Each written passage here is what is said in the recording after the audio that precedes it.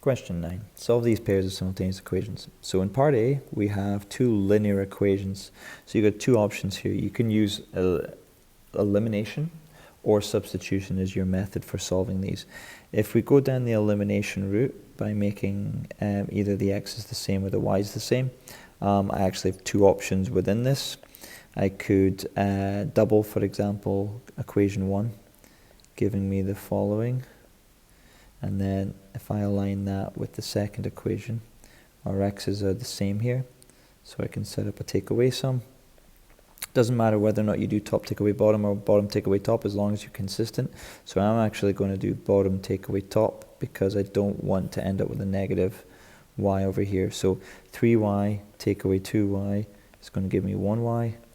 6x take away 6x cancels. And then here I'm going to have a 1 take away minus 2, which is going to give me a 3. So y is 3.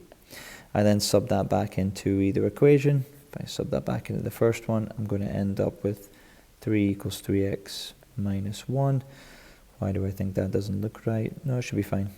4 equals 3x, and x ends up being 4/3. Another way we could have done this is, because of the fact that it's set up as y equals, we could actually substitute this in place of y in the second equation. So very quickly, I'm going to show that where we have 3 bracket 3x minus 1 equals 6x plus 1.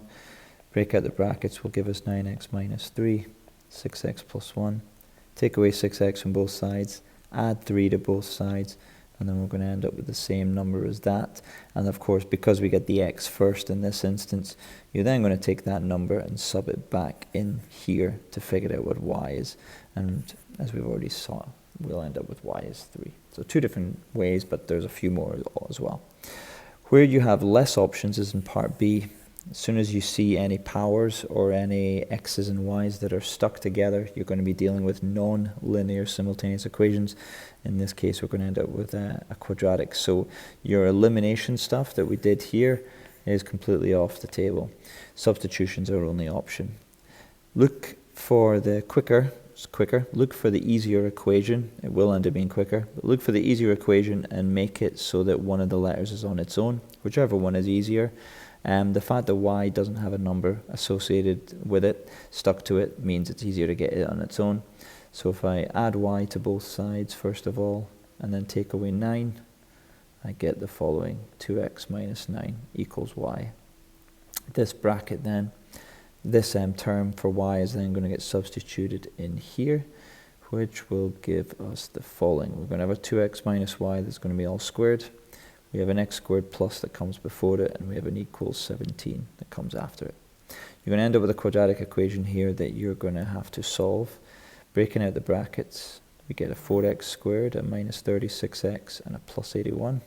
If you need to write that out as two pairs of brackets times together, then please do so. Take as many steps as you want. And then tidying up the x squareds, 1x squared and plus 4x squared mixes to make 5x squared. We have a minus 36x next. And while I'm at it, if I take away 17 from both sides, I'm going to end up with a plus 64 equals 0. You see a quadratic like this, I completely understand if you're reaching for the calculator to use the equation solver, or if you are using the quadratic formula. Either way, you've got to show the workings by plugging into the quadratic formula. It just so happens that this one actually factorizes.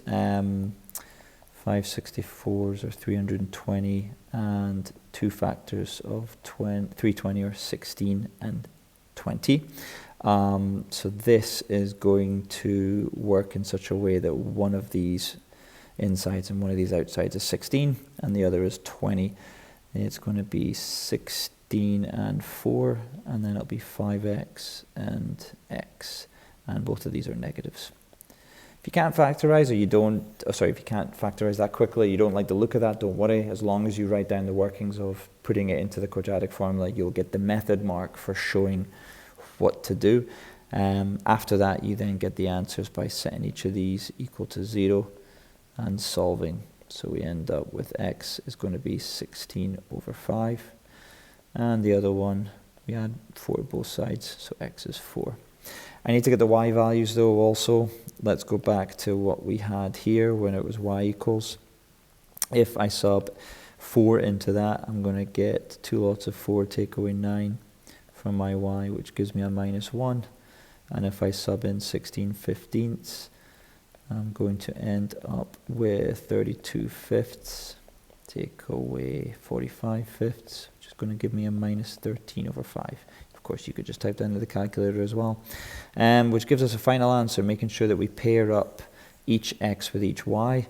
We have x is 16/15 when y is -13/5. Did I say 15ths? I'm going to say fifths. So I'll put down a wee box here, and then x is 4 when y is -1. Done.